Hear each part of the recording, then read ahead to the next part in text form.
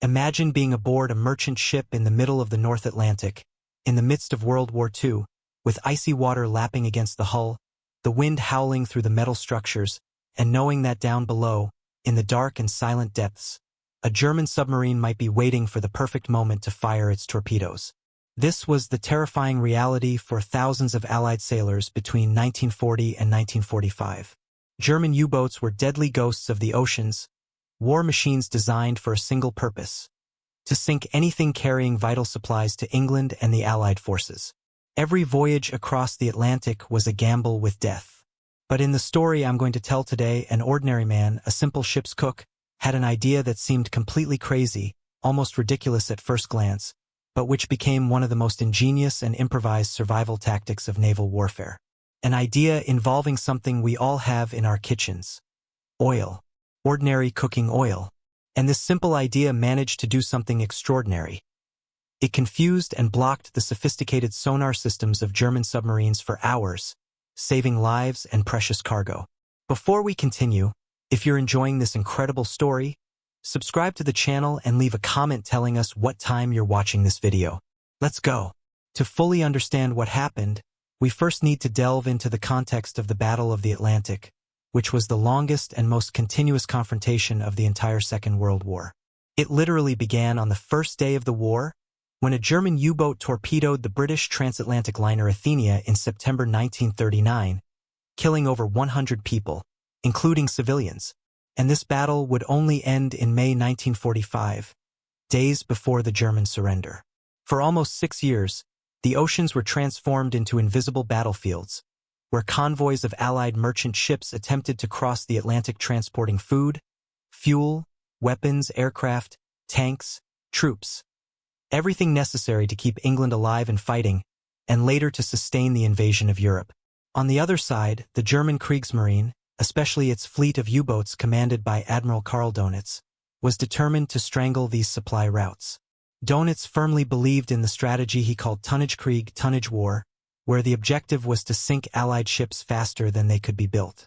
If the Germans succeeded in this, England would be forced to surrender due to famine and lack of resources. The numbers were staggering. At the height of the U-boat campaign, especially during what German sailors called the happy times, between 1940 and 1943, German submarines were sinking ships at an alarming rate. In November 1942, for example, they sank over 700,000 tons of Allied ships in a single month. Each sunken ship meant not only the loss of vital cargo but also the deaths of dozens or even hundreds of sailors. Many of these men died not from the torpedo itself but from exposure to the brutal cold of the North Atlantic, where the icy water killed in minutes. Others burned alive when the ship's fuel oil caught fire on the surface of the water. It was a particularly cruel and terrifying type of warfare. U-boats were ingenious machines for their time. They operated with a fundamental advantage: the element of surprise. A submerged submarine was practically invisible to surface ships. During the day, U-boats often remained submerged, moving slowly to conserve their electrical batteries, observing the horizon through their periscopes, searching for targets. At night, they often surfed, recharged their batteries with diesel engines, and could move quickly to intercept convoys. Donitz's preferred tactic was the pack attack, where multiple U-boats coordinated simultaneous attacks against a single convoy, overwhelming naval escorts and causing complete chaos. A particularly successful U-boat commander could sink half a dozen ships in a single night. But the Allies didn't stand still. They developed increasingly sophisticated countermeasures. Long-range patrol planes equipped with radar could detect surfing U-boats and attack them with depth charges and bombs. The escort ships themselves improved dramatically, with destroyers and corvettes equipped with increasingly precise sonar systems, called ASTIC by the British, which could detect submerged submarines by sending sound pulses through the water and listening for the echoes. When they detected underwater contact, the escort ships would drop depth charges, large drums filled with explosives that could be configured to explode at different depths. An explosion close enough could crush the pressurized hull of a U-boat like a soda can. Now, let's focus specifically on sonar technology, because this is where our story really begins. Sonar works on a simple principle. Sound travels through water much more efficiently than through air. A sonar operator on an escort vessel would send high-frequency sound pulses in different directions. When these sound waves hit a solid object, such as the metal hull of a submarine, they would reflect back. By measuring the time it took for the echo to return, the operator could calculate the distance to the target. Subtle changes in the pitch of the echo could indicate whether the submarine was approaching or moving away. It was a revolutionary technology, but it had its limitations. Sonar didn't work well in certain oceanographic conditions. Layers of water of different temperatures could deflect or disperse the sound waves, creating blind spots. Schools of fish, rock formations on the seabed, shipwrecks. All of these could create false echoes. And anything that created a physical barrier or distorted the sound waves could essentially blind the sonar. The U-boat crews knew this. They developed their own evasion tactics. An experienced commander could use thermocline layers, where the water temperature changed abruptly, to hide from sonar. They could move very slowly to minimize noise and turn off all non-essential equipment. In desperate situations, some even tried to hide near the ocean floor, hoping that the return sonar from the seabed would mask their presence. And here we begin to enter the territory of our main story. The constant search by both sides to find new ways to detect or hide. It was the beginning of 1943, and the Battle of the Atlantic was at its most intense. Allied convoys were suffering terrible losses, but defenses were also improving. More escort ships were available. More planes covered the routes. German Enigma codes had been broken, allowing the Allies to sometimes redirect convoys away from known concentrations of U-boats. But even so, every crossing was dangerous. It was in this tense environment that our unlikely protagonist enters the scene. His name was Harold, and he was the head cook on a British Liberty freighter called the SS Hartlebury. Liberty ships were the backbone of the Allied merchant fleet, mass-built freighters in the United States using revolutionary production techniques. They weren't pretty. They were slow, uncomfortable, and some sailors joked that they were held together by rust and prayers. But they could be built in under 2 months, and that was what mattered. The Hartlebury was carrying a cargo of canned food, textiles, spare parts for vehicles, and ammunition from North America to Liverpool. It was exactly the kind of ship U-boats loved to attack. Harold wasn't a remarkable man at first glance. He was in his 40s, stocky, with strong hands from years working in ships' kitchens. He'd started at sea as a teenager, washing dishes, and had risen through the ranks of maritime kitchens through sheer determination and talent. Harold was known for keeping crew morale high, even in the most difficult conditions, preparing surprisingly good meals with limited rations. He knew all the tricks. How to make fresh bread even in rough seas, how to season canned corned beef so it tasted almost edible, how to stretch fresh supplies as long as possible before they spoiled. But more than that, Harold was an observer. He paid attention to how things worked, asked questions, and had a natural curiosity about the world around him. The convoy to which the Hartlebury belonged had departed Halifax, Nova Scotia, on a cold, cloudy March morning. It consisted of 38 merchant ships, protected by 6 destroyers and escort corvettes. They sailed in orderly columns, each ship maintaining a careful distance from its neighbors. This formation was designed for protection, but it also meant that if something went wrong, the ships were too close together to maneuver easily. For the first few days, the voyage was uneventful. The weather was reasonable, just the normal movements of the Atlantic.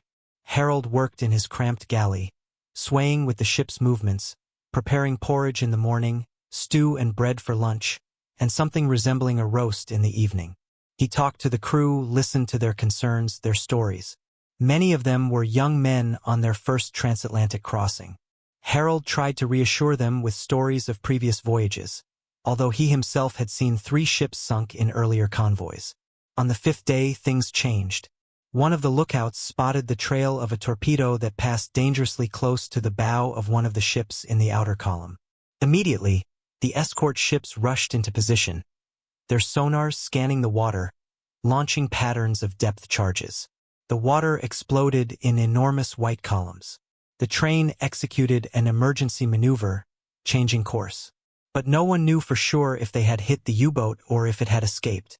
The tension aboard the Hartlebury became palpable. Men slept fully clothed, with their life jackets within reach. Harold continued working, but even he could feel the knot in his stomach. He had been torpedoed once before, years ago, and the memories of that terrible night never completely left him. 2 nights later, the attack happened. It was about 3 in the morning, that dead period before dawn when the human mind is at its lowest point. Harold was in the galley, preparing dough for breakfast. Suddenly, a massive explosion ripped through the night. A ship in the column next to the Hartlebury had been hit. Harold rushed to the deck and saw a nightmarish sight. The stricken ship was breaking in two, its cargo ablaze, illuminating the night with a sickly orange light. Men were jumping into the water. The escort ships immediately began dropping flares and depth charges. Another explosion rocked the convoy as a second ship was hit. It was a pack attack. There were multiple U-boats nearby. The captain of the Hartlebury, an experienced man named Thomas Blackwood, ordered an evasive course. The ship turned sharply, engines at full throttle. Harold clung to a railing as the deck tilted. Throughout the convoy, flashing lights blared, whistles blew, ships maneuvered desperately. Escorting destroyers were everywhere, their sonars sweeping, dropping depth charges on any suspicious contact. The noise was deafening. And then, the sonar operator of one of the corvettes closest to the Hartlebury made a steady contact. A U-boat was close, very close. The escort ship sped toward the position, its crew preparing depth charges. But then something strange happened. The sonar contact became blurry, smudged. The operator reported picking up multiple echoes, as if there were several objects in the water or as if something was scattering the signal. The U-boat had unleashed a countermeasure. German submarines had developed a clever device called Bold, a canister that could be ejected from the submarine and would release a cloud of chemicals that created bubbles. These bubbles reflected sonar waves, creating a false target that could mask the submarine's true location. It was effective, but Bold supplies were limited, and using one meant revealing your presence. The escort ships had learned to recognize the patterns, to wait, to keep searching. But it worked long enough to give the U-boat a chance to escape. As this unfolded, Harold was on the deck of the Hartlebury, watching the frantic action. He saw the depth charges explode. He saw the corvette circling, searching, frustrated, and something clicked in his mind. He remembered something he had seen years before, working on a fishing boat in the North Sea before the war. One of the older fishermen had shown him a trick. If you poured fish oil into the water around your nets, it created a smooth layer on the surface that could make the water seem calmer, which helped you see better in the water where the fish were. But more interestingly, the fisherman had mentioned that the oil also did strange things to the sound. Harold hadn't fully understood it at the time, but the memory was there. Harold knew the ship's galley had vast quantities of cooking oil, gallons and gallons of it. It was used for frying, for cooking, for preparing meals for 40 men for several days. And suddenly, a crazy idea began to form in his mind. What if he poured oil into the water? Lots of oil. Could that confuse the submarine's sonar, just as German bubbles confused Allied sonar? Oil would create a different layer in the water, a barrier. Sound waves behave differently when passing through different materials. It was possible that a large oil slick could scatter or reflect the sonar waves unpredictably. It was an absurd idea. Came from a cook, not a naval expert or a scientist. There were no guarantees it would work. And even if it did, they would be wasting valuable food supplies. But the situation was desperate. The attack continued. Another torpedo was spotted, passing between 2 ships. The U-boats were still nearby, hunting. Harold made a decision. He ran to the bridge and asked to speak to Captain Blackwood. The captain was in the midst of a crisis, coordinating with the escort ships via radio, monitoring his ship's position, trying to keep his crew alive. He initially dismissed Harold impatiently, but Harold insisted. He explained his idea quickly, frantically. Captain Blackwood looked at Harold as if he had gone mad. Dumping cooking oil into the ocean to confuse German submarines? It was ridiculous. But Blackwood was also a practical man. He had seen many strange things work at sea. And at that moment they had few options. If a U-boat was targeting them, a torpedo could be on its way any second. He considered it for a long moment. Then, to the surprise of Harold and everyone on the bridge, he agreed. Trying wouldn't cost much besides the oil, and if they were sunk, the oil wouldn't matter anyway. He told Harold to do it. Harold ran back to the galley. He called his assistants and explained the plan. They looked at him as if he'd gone mad, but they got to work. They had perhaps a dozen large gallons of vegetable oil in the holds. They dragged them onto the deck aft. The ship was still making evasive maneuvers, rocking on the waves.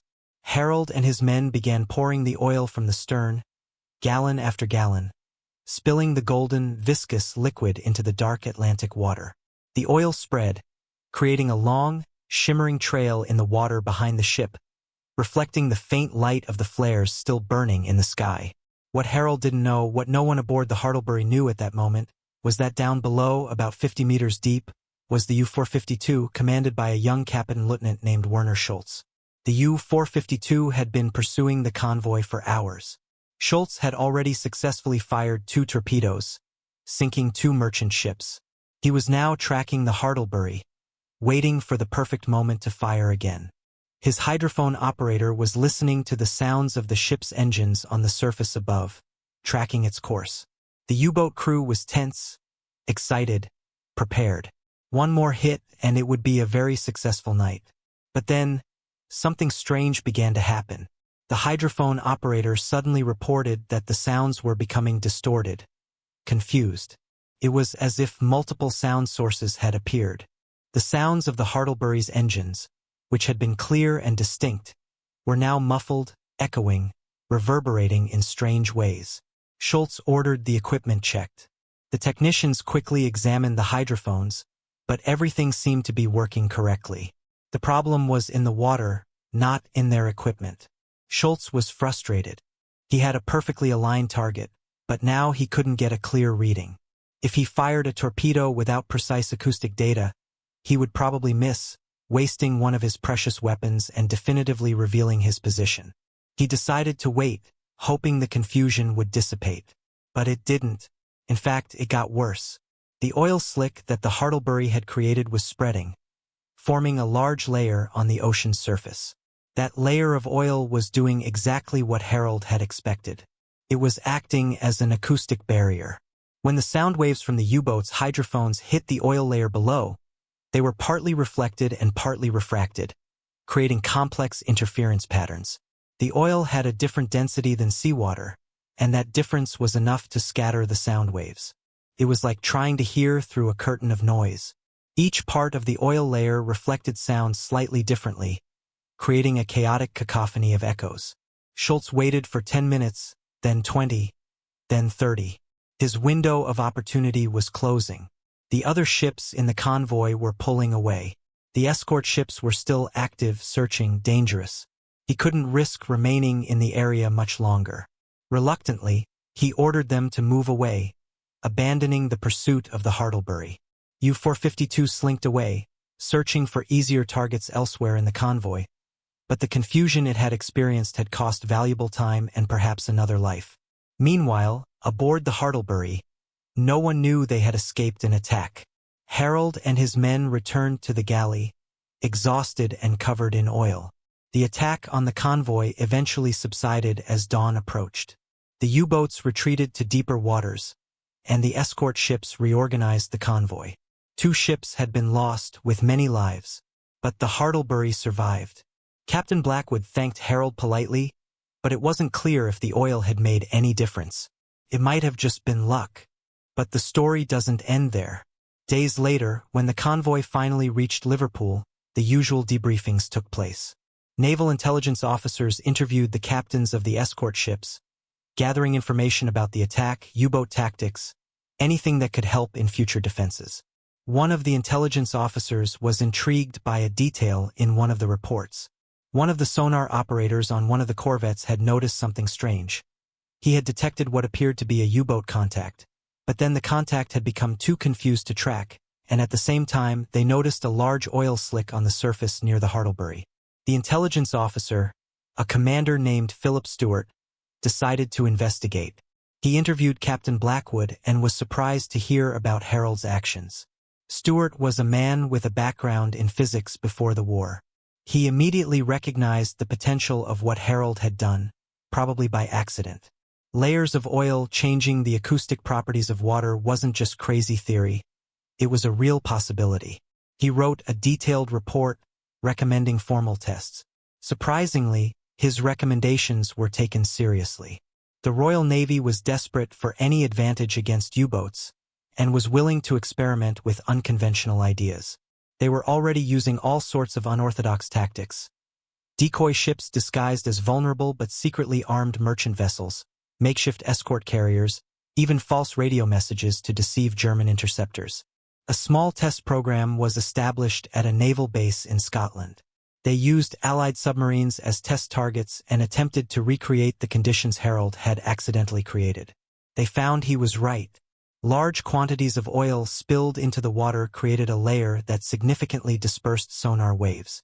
It didn't make a ship completely invisible, but it created enough noise to greatly complicate acoustic tracking. It was especially effective against the older hydrophones that many U-boats still used. Tests showed that the confusion could last for hours, depending on sea conditions. In calm seas, the oil spread in a thin, wide layer that remained effective for a surprisingly long time. In rough seas, it dispersed more quickly, but still created some level of confusion. Of course, there were limitations. It wasn't practical for every ship to carry large quantities of oil solely for that purpose. Oil was valuable, used for many purposes, and creating the oil slick also created an obvious visual marker that U-boats could see through periscopes during the day. It was better used as a nighttime defensive tactic. But the concept was valid. Naval intelligence began including information about this tactic in briefings for merchant ship captains and escort commanders. If a ship was under direct attack or suspected it was being pursued by a U-boat and had oil to waste, it was worth a try. It was another tool in the survival toolbox. There are records of at least a dozen documented cases during the remainder of 1943 and into 1944 where merchant ships deliberately used oil slicks as an acoustic countermeasure. It didn't always work, but there were instances where it clearly made a difference. One particularly well-documented example occurred in August 1943. An American freighter called the SS John Morrison was traveling independently, without escort, through the South Atlantic. It was detected by a U-boat which began tracking it. The captain of the Morrison, who had heard of the oil slick tactic, ordered his reserves of cooking oil and even some light fuel oil to be dumped from the stern overnight. The U-boat later reported, in its intercepted radio communications, that it had frustratingly lost contact with a target and decided to search elsewhere. Morrison reached port safely. Of course, it's important to put this into perspective. The oil snare wasn't a superweapon. It didn't change the course of the Battle of the Atlantic. What changed the battle was the combination of many factors. More escorts, better air cover, improved code breaking, new radars, improved sonars, and eventually the sheer volume of ship production that surpassed German sinking capabilities. But at the level of individual ships and individual crews fighting for survival, tactics like the oil snare mattered. They represented human ingenuity, the refusal to give up, the willingness to try anything that might give a chance of survival. Harold, the cook who had the original idea, never became famous. He received no official medals, although Captain Blackwood mentioned him in his report, and the Royal Navy sent him a letter of thanks. Harold continued working as a cook on merchant ships for the rest of the war. He survived the war unlike so many merchant sailors. It is estimated that over 30,000 Allied merchant sailors died during the war, many of them in the Atlantic. After the war, Harold returned to his hometown, eventually retired, and lived a quiet life. He sometimes told the story of the oil to friends in local pubs, but most people thought it was just an exaggerated old sailor's tale. It wasn't. The science behind what Harold intuitively discovered is fascinating. Sound is vibration traveling through a medium. In water, sound waves travel because of the transmission of energy from molecule to molecule. When a sound wave encounters an interface between two materials with different densities and elastic properties, some of the energy is reflected and some is transmitted, but at a refracted angle. The amount of reflection and refraction depends on the difference in the properties of the materials. Seawater and oil have different densities. Seawater has a density of about 1,025 kilograms per cubic meter, while most vegetable oils have a density of about 920 kilograms per cubic meter. This difference, while not enormous, is enough to cause significant reflection and refraction of sound waves, especially at certain frequencies. Furthermore, a layer of oil creates what acousticians call a diffuse interface. It's not a solid, perfect barrier, but a region where the properties of the medium gradually or irregularly change as the oil partially mixes with the water. Sound waves passing through such an interface are scattered in many directions, creating a complex echo pattern that is difficult for a sonar system to interpret. It's like the difference between hearing someone speak in an empty room with hard walls, where the sound reflects clearly, versus hearing someone in a room full of thick curtains and upholstered furniture, where the sound is muffled and distorted. The oil layer acted as an acoustic damper. Modern sonar technology eventually became sophisticated enough to handle such interference much better. Modern systems use multiple frequencies, digital signal processing, and complex algorithms that can filter out noise and identify true patterns through interference. But during World War II, the technology was far more primitive, based on analog equipment and the human ability to interpret sounds. An experienced sonar operator could distinguish between the sound of a school of fish, a wreck, or a submarine, but only if the signal was reasonably clear. Introduce enough noise into the system, and even the best operator would be confused. There is another aspect of this story worth exploring: the role of improvisation and creative thinking in warfare. Wars are often decided not only by who has the best weapons or the largest armies, but by who can adapt most quickly, innovate under pressure, and think outside the box. Military history is full of examples of improvised solutions that made critical differences. During the Battle of Britain, British mechanics discovered ways to keep Spitfires and Hurricanes flying with improvised parts when official spare parts were unavailable. In the Pacific, American sailors developed improvised night combat tactics against Japanese destroyers that were superior in night combat.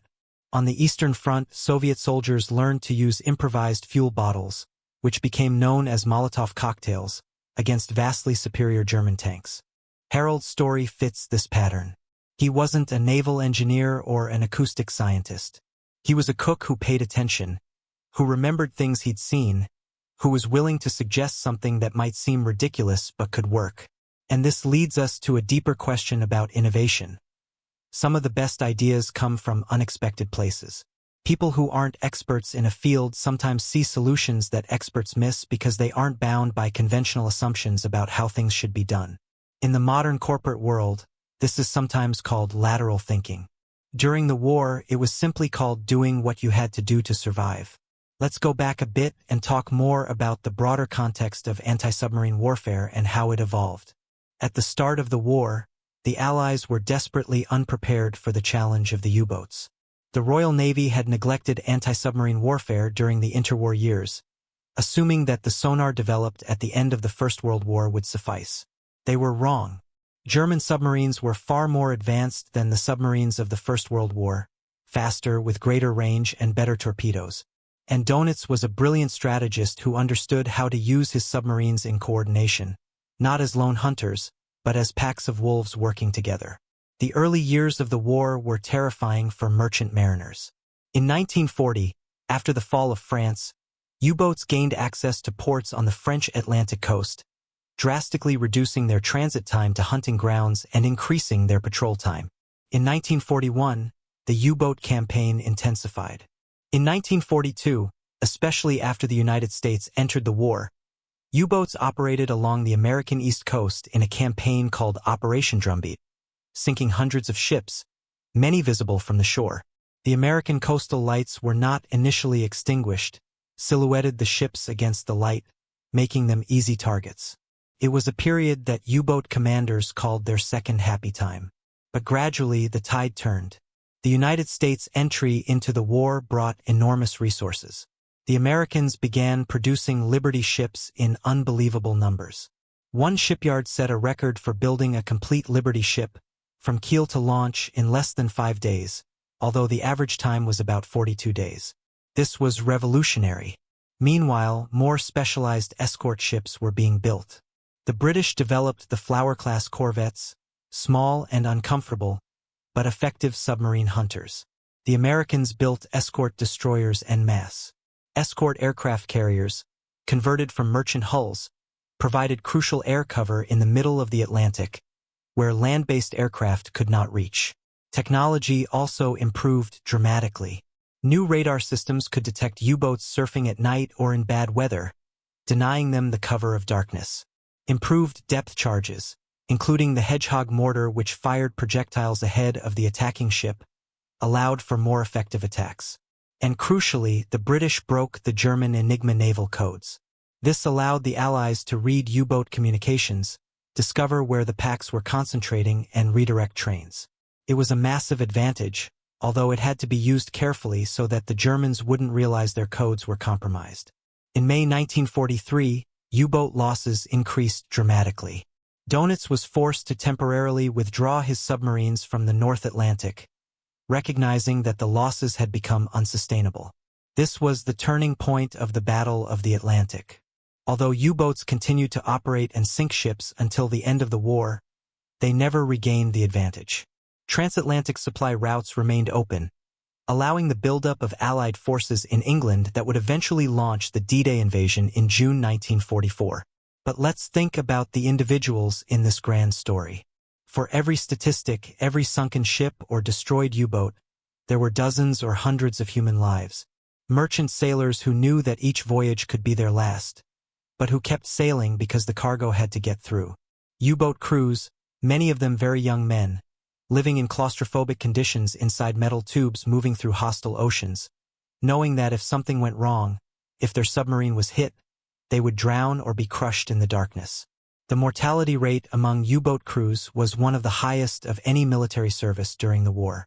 Of the approximately 40,000 men who served on German U-boats during the war, about 30,000 died. That's a mortality rate of 75%. These weren't all fanatical Nazis. Many were just ordinary young German men, recruited, following orders, fighting for what they were told was their country. On the Allied side, the British Merchant Navy alone lost over 30,000 men. Merchant sailors were not official military personnel in most cases, although they played a crucial military role. They were civilians, many of them older men or those ineligible for regular military service. They crewed the ships that carried everything. Without them, the war could not have been won. And yet, for a long time after the war, their contributions were less recognized than those of formal military personnel. Only decades later did Merchant Navy veterans begin to receive the appropriate recognition for their service. Harold was one of those men. He didn't seek glory. He did his job. He cooked meals, kept men fed, and at a critical moment, he had an idea that possibly saved his ship and crew. After the war, when Harold returned home, he struggled to adjust to civilian life, like many veterans. The sounds of explosions haunted him. He jumped at loud noises. He had nightmares about being in icy water, drowning. What we would now recognize as post-traumatic stress disorder wasn't well understood then. Men were expected to just move on, be strong, not talk about it. Harold did his best. He got a job at a local restaurant, eventually becoming a head chef. He married, had 2 children. He lived to see his grandchildren. He lived into the 80s, dying peacefully in his sleep in 1989. Very few people know his name today. There are no monuments to him. His story was known mainly through obscure naval records and a few mentions in specialized books about the history of the Battle of the Atlantic. But his contribution was real, and his story represents something important about how history really works. It's not just the generals and political leaders who make the difference. It's countless ordinary individuals, each doing something small, each small action adding up to the greater result. The oil wake tactic also teaches us something about the environment of war. The ocean is not just an empty battlefield. It is a complex environment with its own physical and chemical properties that can be exploited or used. Intelligent sailors have always known this. Even in ancient times, sailors understood currents, winds, how to read clouds and waves. During World War II, Both sides tried to use the ocean environment to their advantage. U-boats used temperature layers, chose areas of operation based on sea conditions, and used deep currents to conserve battery power. Escort ship commanders learned how weather conditions affected sonar detection, and how to adjust tactics based on water temperature and salinity. The use of oil as an acoustic countermeasure was only a small part of this larger game of measures and countermeasures, action and reaction. The Germans developed the bold device I mentioned earlier. The Allies developed the Foxer, a towed device that made noise to deceive German acoustic torpedoes that tracked the sounds of a ship's propeller. The Germans responded with better torpedoes. The Allies responded with larger escorts. It was a technological and tactical arms race that continued throughout the war. Interestingly, the concept of using layers or clouds of material to interfere with detection wasn't entirely new. During World War I, ships used smoke screens to obscure visual movement. The idea that you could create an acoustic curtain was a logical extension, but one that no one had formalized until Harold unknowingly demonstrated. After the war, as sonar technology became more sophisticated and crucially important to Cold War naval and submarine warfare, the study of how different ocean materials and conditions affect sound propagation became an entire scientific field. Oceanographers and naval acousticians mapped the ocean not only by its physical characteristics but by its acoustic characteristics. They identified deep sound channels where sound waves can travel for thousands of kilometers. They studied how marine life, air bubbles, sediments, everything affects sound. During the Cold War, both sides, Americans and Soviets, invested heavily in anti-submarine warfare technology. Nuclear submarines armed with ballistic missiles became crucial components of nuclear deterrence strategies. Detecting and tracking these submarines became a national security priority. The Americans built the SOSA system, a massive network of underwater hydrophones on the bottom of the Atlantic and Pacific Oceans that could detect Soviet submarines at great distances. The Soviets developed their own capabilities. Submarines became increasingly silent, increasingly difficult to detect. Countermeasures became increasingly sophisticated. But it all goes back to those desperate days in the North Atlantic during World War II, when the basic tactics of anti-submarine warfare were developed, often through trial and error, improvisation, and occasionally brilliant insights from unexpected sources. Harold's story also reminds us of the importance of communication and knowledge sharing. His idea could have died with him, a unique curiosity that benefited no one but his own crew. But because Captain Blackwood reported it, and because intelligence officer Philip Stewart recognized its significance and insisted on testing, it was documented and disseminated. Other captains learned about it. Even if it wasn't a game changer, it added to the collective body of knowledge. This is how progress works, not through single, massive leaps, but through the gradual accumulation of small improvements, small ideas, small insights that are shared and built upon.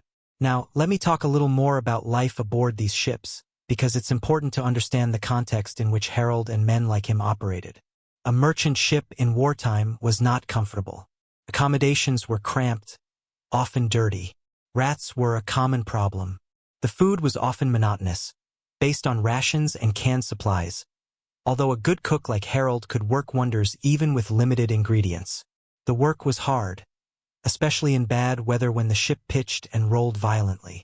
Sleeping was difficult not only because of the constant movement, but because of the noise of the engines, the creaking of the metal hull, and always the fear. The fear that tonight would be the night the torpedo would hit.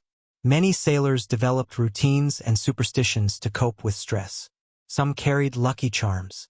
Some wrote letters home every night, even knowing they might not have a chance to send them.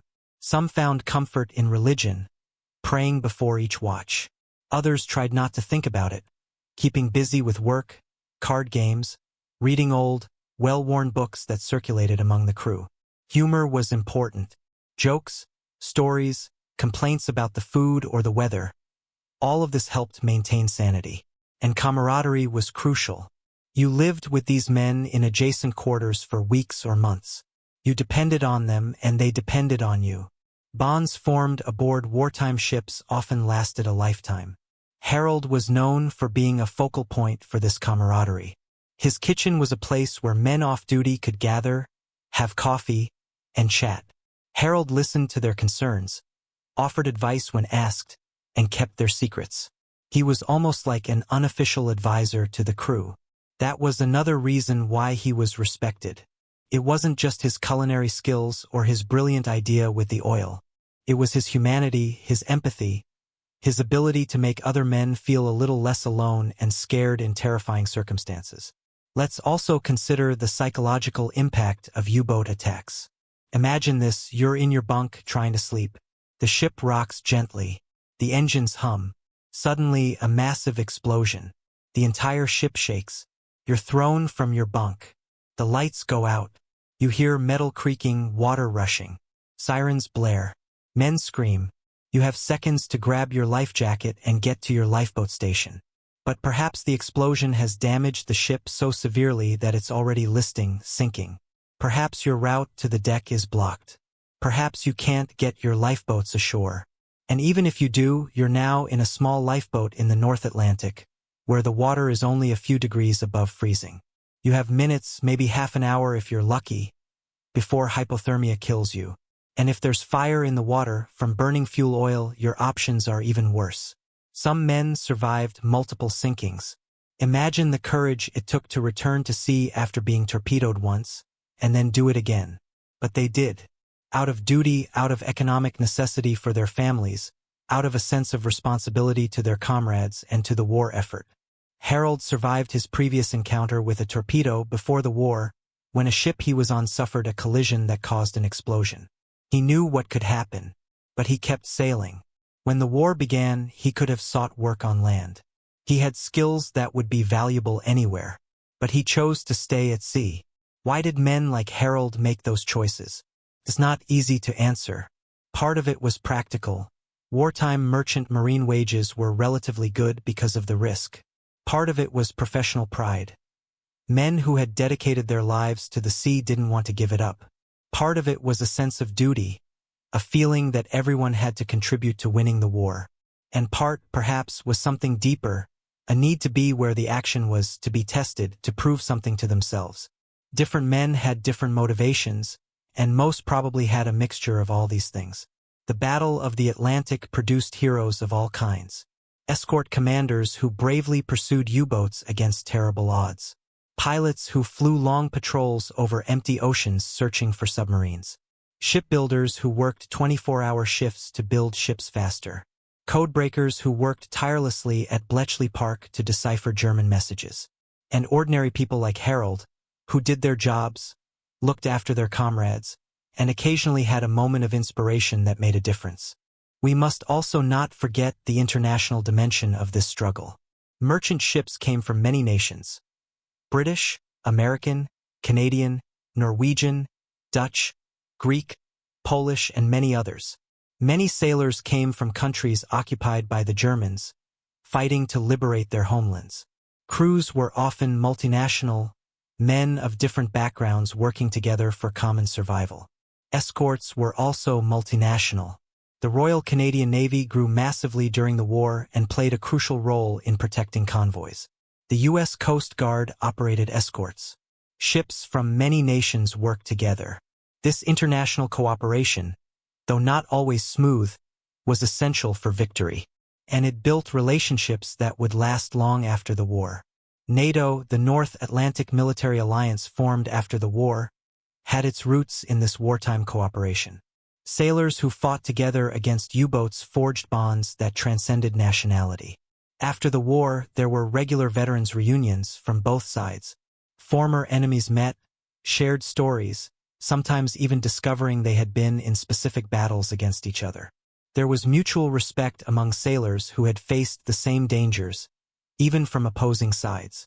It is also important to recognize the ethical and moral dimensions of anti-submarine warfare. It was necessary. The U-boats had to be stopped to win the war. But it involved killing many young German men who were, in many cases, simply following orders and doing what they saw as their duty. When an escort ship sank a U-boat, it was rare for there to be survivors. Submarines sank quickly, and even if men managed to escape, the cold waters of the Atlantic were deadly. Allied sailors sometimes tried to rescue U-boat crews when it was safe to do so, but often it wasn't, with other U-boats potentially nearby. And there was bitterness. Anger for the comrades lost on torpedoed merchant ships. It was a brutal war, as all wars are, and it brought out the worst and the best in humanity. After the war, when the full extent of Nazi horrors became known, concentration camps, genocide, war crimes on an unimaginable scale, it became easy to paint all Germans as villains. But the reality is more complicated. Many ordinary German soldiers were not ideological Nazis. They were men trapped by circumstances, fighting for what they were told was their homeland. This does not excuse the atrocities committed in the name of Nazi Germany, but it reminds us that even in wars with clear moral distinctions between the sides, there is complexity at the individual level. Returning to our specific story, the legacy of the oil wake tactic is small but real. It appears in naval manuals from the period. It is mentioned in oral histories of veterans. And it represents a principle that remains valid. In any conflict, the ability to adapt, improvise, and innovate can be as important as advanced weaponry. Modern military forces attempt to institutionalize this, encouraging creativity, allowing decentralized command initiative, training people to think critically and solve problems.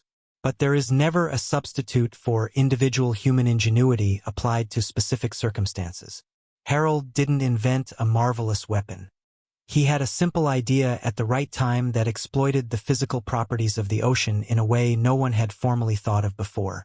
He was willing to suggest it despite being just a cook, not an officer. And he had a captain willing to listen to him and try something unconventional. These factors together created a small moment of success in a vast war. Multiplied by millions of other small innovations, adaptations, and acts of courage from countless individuals, they added up to the Allied victory. It's easy, when looking at history, to focus only on the big events. The D-Day landings, the Battle of Midway, the fall of Berlin. These are dramatically important, but they wouldn't have been possible without millions of smaller actions. Without the convoys arriving, without the shipbuilders working, without the cooks feeding the crews, without the mechanics keeping the engines running, without the codebreakers reading messages, without the radio operators maintaining communications. Total war, like World War II, involved entire societies. Every person had a role. Every role mattered. Harold lived long enough to see the world his generation helped create. A world where the threat of U-boats in the Atlantic was a memory. Where transoceanic travel was routine and safe. Where the horrific ideologies that caused the war had been defeated, although new threats emerged in the form of the Cold War. He saw his family grow, his children pursue their own careers, his grandchildren go to universities. Opportunities the war had almost taken away. He lived peacefully, modestly, quietly. He carried scars, as all veterans do, visible and invisible. But he also carried memories of camaraderie, of survival, of having done his part. When Harold died in 1989, there was a small funeral service. His children were there, his grandchildren, a few old friends. 1 or 2 merchant marine veterans who still lived in the area. No one made grand speeches about the oil rig or how he had contributed to winning the war.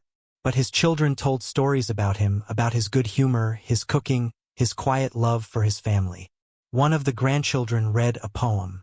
And then Harold was buried in a local cemetery under a simple headstone that listed his name, his dates, and just the words, Merchant Mariner, World War II.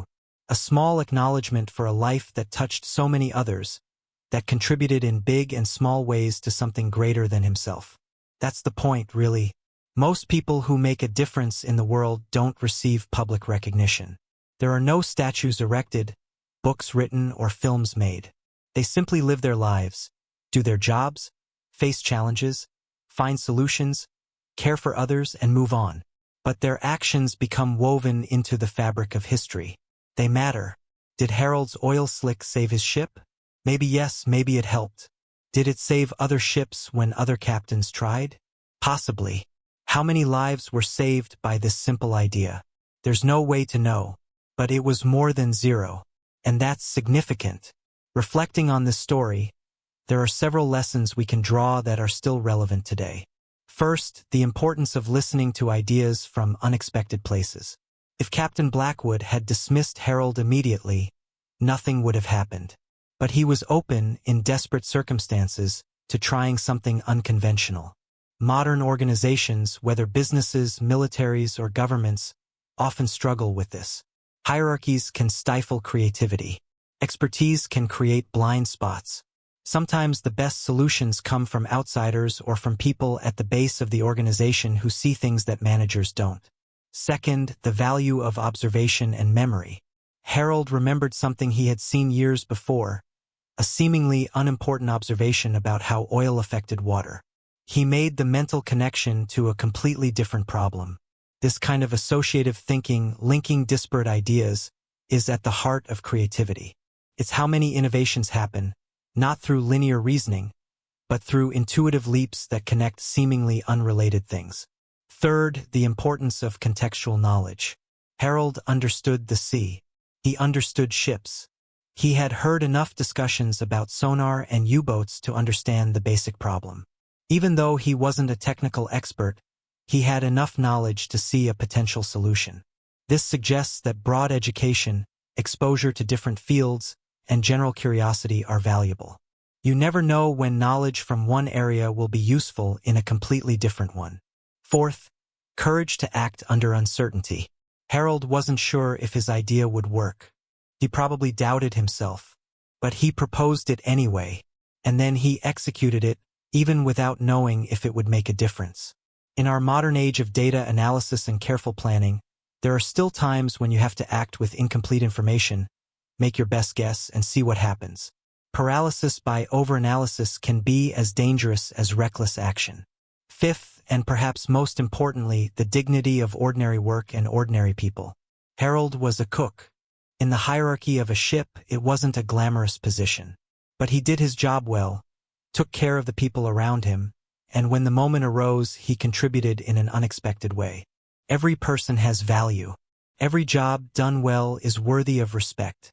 We never know when circumstances will call upon us to contribute in ways we didn't foresee. These lessons transcend the military context. They apply to any field of human endeavor. Businesses face competition and market change, requiring innovation and adaptation. Science and medicine demand creative thinking to solve complex problems. Education requires understanding that each student is different, that standard solutions don't always work. Art thrives on unique perspectives. Public service demands truly serving ordinary people, not just implementing top-down policies. Everywhere, the combination of expertise and practical wisdom, conventional thinking and unconventional insights, is what drives progress. And so, we come to the end of this extraordinary story of an ordinary man who, in a moment of despair in the middle of the icy Atlantic, had an idea that defied all conventions. Harold, the cook, taught us that genius doesn't need to come from sophisticated laboratories or highly trained minds. Sometimes it emerges from simple observation, from the memory of an old fisherman, from the courage to suggest something that seems impossible. He showed us that in times of crisis, when all seems lost, human creativity can flourish in unexpected ways. That a gallon of ordinary oil, poured hopefully into the dark waters of war, can mean the difference between life and death for dozens of men. This story reminds us that history isn't made only by the famous, by the generals whose names we learn from textbooks, or by the leaders whose speeches echo through the decades. History is made by millions of heralds, people whose names we will never know, whose contributions will never be fully documented, but who, at crucial moments, did what needed to be done. They fed the troops, repaired the engines, loaded the ships, cracked the codes, kept the lights on. And in their small acts of courage, determination, and creativity, they changed the course of the world. The Battle of the Atlantic was won not by a single marvelous weapon or a single brilliant strategy, but by the sum of countless efforts, countless sacrifices, countless moments of quick thinking and courageous action. Harold and his oil slick represent only a small footnote in this vast history, but it is a footnote that deserves to be remembered, because it tells us something fundamental about human nature. That even in the most terrible circumstances, even when facing mortal enemies in unforgiving oceans, the human spirit finds ways to survive, to adapt, to win. May we all, in our own lives and in our own challenges, find within ourselves that spark of creativity that Harold found. May we have the courage to propose ideas even when they seem crazy. May we have leaders wise enough to listen to unexpected voices. And may we always remember that no work is insignificant. No person is worthless. No contribution is too small to matter. And as we conclude this story, I thank the Lord God for men like Harold, who in humanity's darkest moments, when war ravaged the oceans and threatened to engulf the world, received the wisdom and courage necessary to make a difference. I thank the Lord God for the providence that preserved lives through a simple idea born in a moment of desperate need. I thank the Lord God for every sailor who survived those terrible waters, for every crew that arrived safely in port, for every man who returned home to embrace his family again. I thank the Lord God for the peace that eventually came, for the freedom that was preserved, and for the lessons these stories teach us about resilience, creativity, and the immeasurable value of every human life. May the Lord God continue to guide us in our own challenges, to give us wisdom in times of crisis, and to remind us that with faith, courage, and creativity, even the most impossible obstacles can be overcome. All glory and honor to the Lord God, who empowers us beyond our own strength and inspires us beyond our own imagination.